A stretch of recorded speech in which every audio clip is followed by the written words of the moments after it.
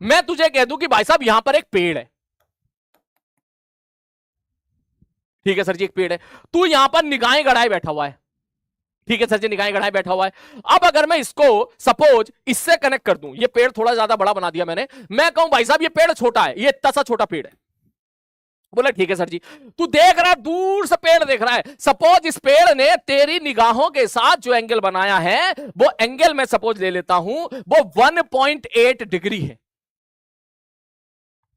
मैंने कहा हाँ भैया ठीक है 1.8 डिग्री है, और ये पेड़ अगर तुझसे 1000 मीटर दूरी पर है तो मैं जानना चाहता हूं कि बता दे यहां से पेड़ की हाइट कितनी होगी। ये क्वेश्चन लैंग्वेज के फॉर्म में तेरे सामने ऐसा लिखा होगा जो मैं कल की क्लास में लिखाऊंगा कि ये पेड़ of height h is situated at A distance of 1 kilometre from a man making an angle 1.8 degree with the eyes of the man. मतलब एक पेड़ है h हाइट का है 1 किलोमीटर दूरी पर है और अपनी आंखों से आदमी की आंखों से 1.8 डिग्री एंगल बना रहा है, तो अब मुझे बताओ हाइट कितनी होगी।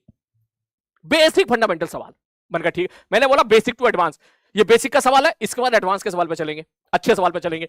तू कहेगा सर जी देखो सर मुझे ये पता है कि मान लो ये एंगल थीटा है तो tan थीटा बराबर हो जाएगा। मैंने कहा कितना होगा सर, tan थीटा बराबर h upon perpendicular upon hypotenuse. क्या मैंने ये पढ़ाया? हाँ सर पढ़ाया। तू मुझे नहीं बोल सकता सर आपने tan थीटा नहीं पढ़ाया। मैंने कहा ठीक है, अब थीटा की वैल्यू कितनी है? बोले 1.8 डिग्री, तो tan theta is also equal to theta. मैंने कहा हाँ भैया, तो दैट मींस मैं इसकी जगह tan थीटा की जगह क्या लिख सकता हूं? बोले थीटा लिख सकते हो। लेकिन ये जो भी थीटा है मेरे भाई, ये थीटा किसमें है? बोले सर ये तो डिग्री में है, मेरे को तो रेडियन में पुट करना है, तो इसको रेडियन में पुट कर ले। किससे मल्टीप्लाई कर दे? सब पाई बाई 180 से मल्टीप्लाई कर दो, that is equal to h upon 1000। जैसे ही तुम सॉल्व करोगे h की वैल्यू आ जाएगा 1.8 पाई बटे 180 गुणा 1000। अगर तो उसको चेक करेगा ये आ जाएगा 100, इसका मतलब 31.4। पहला इस्तेमाल, बेसिक फंडामेंटल सवाल, आपने दूर से पेड़ की हाइट बता दी, प्रॉपर लैंग्वेज के साथ कल कराऊंगा, नोट मत करना। ये तो बेसिक सवाल हो गया। सर एडवांस में कैसे पूछेगा सवाल? मैंने कहा एडवांस में ऐसा सवाल पूछेगा, ध्यान से देख। मैं ऐसा बोल दूं कि ये एक कॉनकेव मिरर है, ध्यान से सुन, ठीक ठीक है, कॉनकेव मिरर है। मैंने यहां से क्या किया? मैंने यहां से बहुत सारी पैरेलल लाइट रेज़ फेंक के मारी इस प्रकार से, ये ले, ठीक, ये लाइट रे आई है यहां से। बोला ठीक है गुरुजी लाइट आ गई आ गई आ गई आ गई आ गई आ गई आ गई आ गई आ गई आ गई आ गई आ गई आ गई। मैंने कहा हाँ भैया ठीक है आ गई। तो जैसी ये लाइट आई, ये टकराने के बाद सपोज इस पॉइंट पे जाके मिली, इस पॉइंट पे जाके मिली। मैंने कहा ठीक है भाई साहब इस पॉइंट पे जाके मिल गई, इस जगह पर। बोले हाँ सर, तो अगर मैं बोलूं कि ये वाला एंगल थीटा है, ये रेस पैरेलैक्सियल है, सोर्स इंफिनिटी पर है, तो आप सबको पता है कि ये जो इमेज बनती है, इतना तो आपने 10th क्लास में पढ़ा होगा कि जहां ये फोकल प्लेन में इमेज बनती है, मतलब यहां पर अगर फोकस है तो यहां तेरी इमेज बनेगी। बोले हाँ सर जी इमेज बनेगी, बिल्कुल सही बात है। तो मैं कहता हूं सपोज इसकी फोकल लेंथ जो है सपोज 30 सेंटीमीटर है और थीटा की वैल्यू मैं कह दूं भैया 1/40 रेडियन है, या 1/40 रेडियन है, तो बताओ ये वाली कितनी हाइट की इमेज बनेगी? अब ये तुम्हारे सवाल का लेवल अप हो गया। मैं फिर से रिपीट कर, लिखना नहीं है, मैं सब लिखाऊंगा नोट्स पे, टेंशन मत दे, बस तू देख। ठीक है सर जी क्या? मैंने कहा कॉनकेव मिरर है, किसी बच्चों को कॉनकेव मिरर नहीं आता, ऑप्टिक्स नहीं आती, भाड़ में जाए, जब बाद में पड़ेगा ये भी सवाल तुझसे कराऊंगा मैं। अब मैंने बोला था ना बेसिक अलग और अच्छे लेवल के सवाल भी एक साथ, ठीक ठीक है सर। तो ये बहुत सारी रेस पैरेलल आ रही है। बोले हाँ सर जी पैरेलल आ रही है, ये जहां पे भी जाके मिलेगी सर ये फोकस के नीचे बनेगी। तेरे को नहीं आता, मैंने बना के दे दिया, क्वेश्चन वाले ने बना के दे दिया कि वैसे इमेज यहां बनेगी। मैंने कहा ठीक है भाई इमेज यहां बनेगी। सर ये वाली डिस्टेंस कितनी होगी? मैंने कहा फोकल लेंथ के बराबर, जो कि कितनी है? बोले 30 सेंटीमीटर। तो मैं पूछ रहा हूं ये हाइट बता कितनी होगी, कितनी हाइट की इमेज बनेगी? What is the distance of the image from the principal axis? तुम कहोगे सर ये तो बड़ा मुश्किल सवाल है। मैंने कहा बहुत आसान सवाल है, काफी बच्चों ने आंसर भी दे दिया। बोले कैसे? मैंने कहा भाई एक बात बता, मैं यहां से ये सब हटा रहा हूं, ये मैंने हटा दिया थोड़ी देर के लिए। बोले हाँ सर। मैंने कहा एक ही पूरी ऑप्टिक्स 2 लॉ पे टिकी हुई है, एक है स्नेल्स लॉ और एक है लॉ ऑफ रिफ्लेक्शन, पूरी ऑप्टिक्स। तो क्या लॉ ऑफ रिफ्लेक्शन में आपने पढ़ा था कि सर नॉर्मल के साथ जो इंसिडेंट रे बनाती है, क्या एंगल आई बराबर एंगल आर होता है? चाहे कैसा भी मिरर हो, चाहे प्लेन मिरर हो, चाहे उबड़ खाबड़ मिरर हो, चाहे उठपटांग मिरर हो। सर एंगल आई बराबर एंगल आर सारे मिरर के लिए वैलिड होता है। मैंने कहा ये सारे मिरर के लिए वैलिड होता है, इसका मतलब ये एंगल थीटा है तो क्या ये भी थीटा हो जाएगा? बोले हाँ सर ये भी थीटा हो जाएगा। यहां तक की इंफॉर्मेशन तुझे नहीं पता, मैंने तुझे दे दी। अब मैं तुझसे जानना चाहता हूं कि मुझे बता, ये वाली डिस्टेंस सपोज h है, तो क्या मैं ऐसा लिख दूं सर tan थीटा बराबर हो जाएगा सर h अपॉन pf?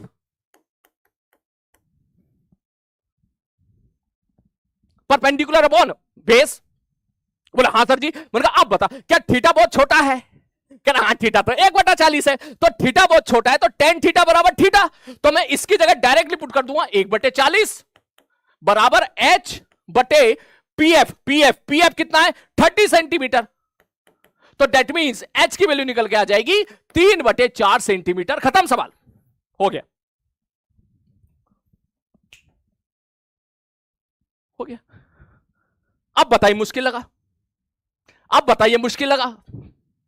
किस चीज का इस्तेमाल किया? tan थीटा बराबर थीटा का।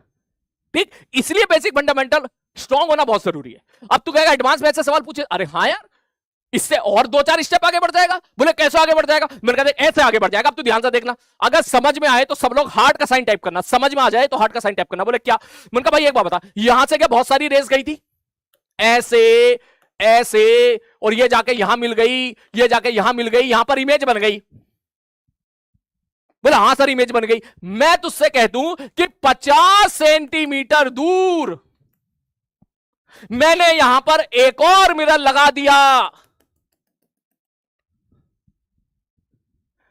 50 सेंटीमीटर दूर मैंने यहां पर एक और मिरर लगा दिया, तो ये जितनी रेज आई थी वो सारी रेज यहां पर मिली। ये क्या एक तरह से रियल इमेज बन गई? मैंने कहा हाँ भाई साहब, अब ये सारी रेज जाके मिरर से टकराएगी और मैं तुझसे पूछ लूं what will be the final location of the image after second reflection? तू कहेगा सर ये सब गया भाड़ में, मुझे इनसे मतलब नहीं है। मेरा सवाल तो इतना सिंपल है कि इसकी फोकल लेंथ बता दो। अगर इसकी फोकल लेंथ 15 है तो आपने इसकी फोकल लेंथ दे दी, सर ये 50, ये 30, इसका मतलब ये 20 हो गया। तेरा नया सवाल स्टार्ट हो गया। तेरा नया सवाल स्टार्ट हो गया। तू कहेगा सर फोकल लेंथ 15 है, कॉनकेव मिरर है, यू की वैल्यू 20 है, फोकल लेंथ दे रखा है, हाइट ऑफ ऑब्जेक्ट दे रखा है, निकाल लेंगे इमेज। लगा मिरर फॉर्मूला? हो गया सवाल। अब तेरा एडवांस लेवल का सवाल हो गया।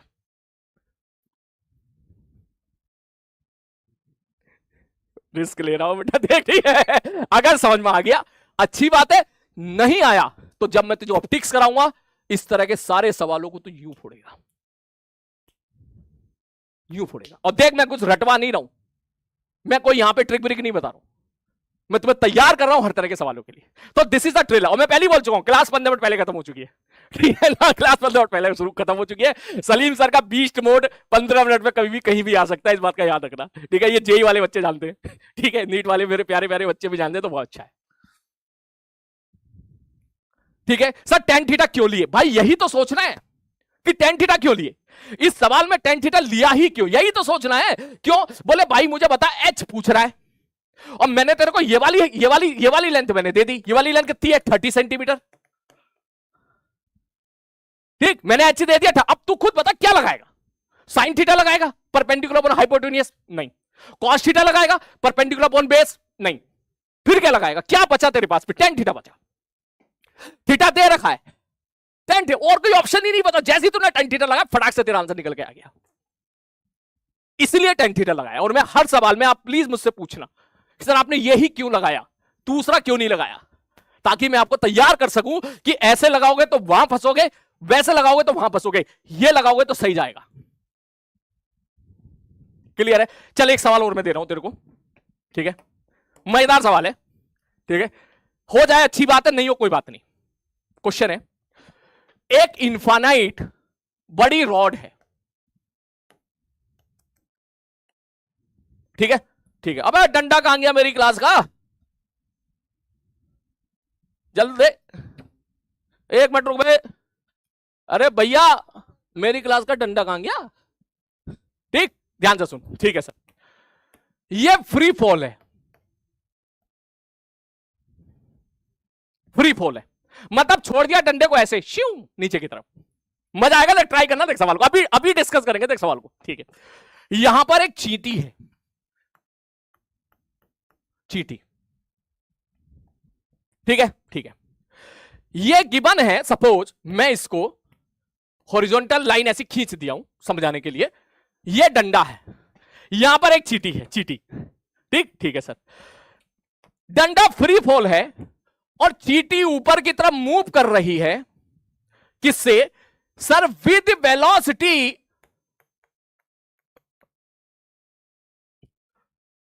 10 मीटर पर सेकेंड विथ कांस्टेंट वेलोसिटी।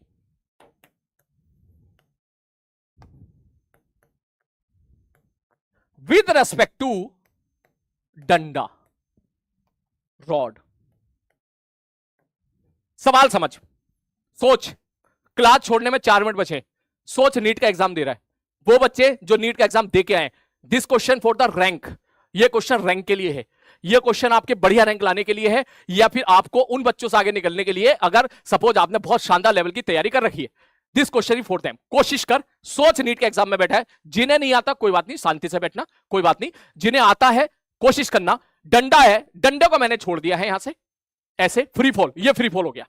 ठीक, यहां पर एक चीटी है और चीटी का डेटा मैंने आपको इतना गिवन कर दिया है कि ये चीटी ऊपर जा रही है 10 मीटर पर second with respect to rod के साथ, कांस्टेंट वेलोसिटी के साथ। तो find maximum height attain by चीटी।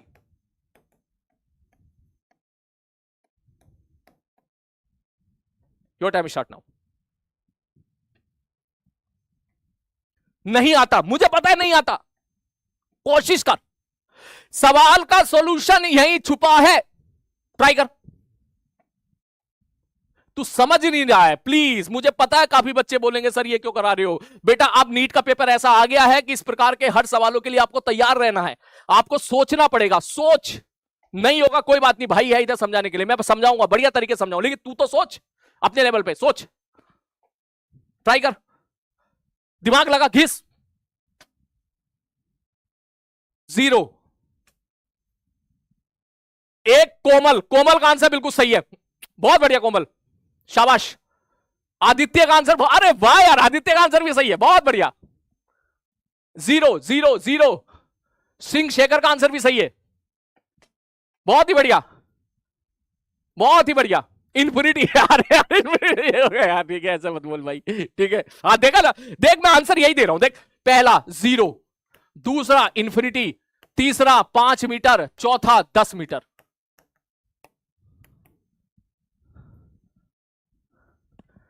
वाह, बहुत बढ़िया। मुझे उम्मीद नहीं थी, मुझे लग रहा था कि ये सवाल जो है एक भी बच्चा नहीं कर पाएगा, मुझे ऐसा लगा था, लेकिन काफी सारे बच्चों ने इसका सही आंसर दे दिया। सवाल समझ, सवाल का डेटा इसी में ही छुपा है।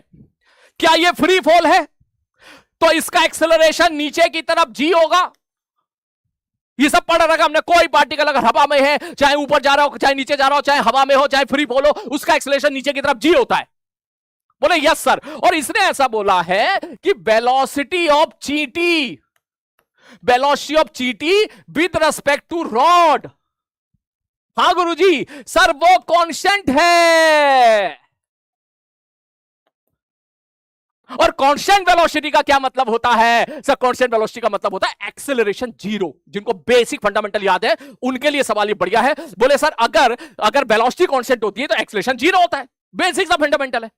एक्सेलरेशन है का मतलब वेलोसिटी बदली, और एक्सेलरेशन नहीं है तो वेलोसिटी नहीं बदली। तो वेलोसिटी कांस्टेंट है, इसका मतलब मैं यहां पर बोल सकता हूं कि सर यहां पर एक्सेलरेशन ऑफ चीटी विद रिस्पेक्ट टू रॉड बराबर क्या है? बोले 0 है। आप सबको पता होगा acceleration of A with respect to B क्या होता है? Acceleration of A minus acceleration of B. इसका मतलब मैं यहां लिख सकता हूं sir it is equal to acceleration of चीटी minus acceleration of rod. Sir this is equal to 0।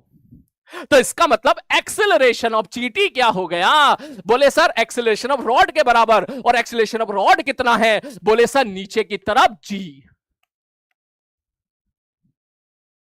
तो सवाल कैसा हो गया? बोले सर अगर आपने इसको यहां से ड्रॉप किया है तो सवाल ऐसा हो गया। मैंने कहा कैसा हो गया? बोले सर चीटी का एक्सेलरेशन नीचे जी है। मैंने कहा नीचे जी है, और चीटी की शुरू में जो वेलोसिटी दे रखी है वो 10 है। मैंने कहा हाँ, तो बाहर में ग्राउंड से करना। तुझे दिखाई दी एक चींटी, तुझे दिखी उसकी वेलोसिटी ऊपर की तरफ 10 मीटर पर सेकेंड और नीचे ग्रेविटी एक्सेलरेशन है जी। मैं तुझसे पूछूं सवाल कैसा हो गया? ये वाला सवाल हो गया। एक पत्थर को ऊपर फेंक के मारा 10 मीटर पर सेकंड से, और मैं आपसे पूछूं मैक्सिमम हाइट बताओ, तो आप सबको याद होगा एच मैक्स होता था v²/2g। सर v की वैल्यू कितनी है? 10 बटे 2 गुणे में 10 बराबर 5। खत्म सवाल। बाउंसर अगर बाउंसर निकला हो कोई बात नहीं बेटा, जब सही तरीके सब डिटेल, जब ये सवाल रैंक वालों के लिए। मैं फिर से समझाता हूं, देख देख देख देख, देख। अब हवा हवा में समझ, लेवल अप कर। इसको छोड़ दिया, डंडे को छोड़ दिया।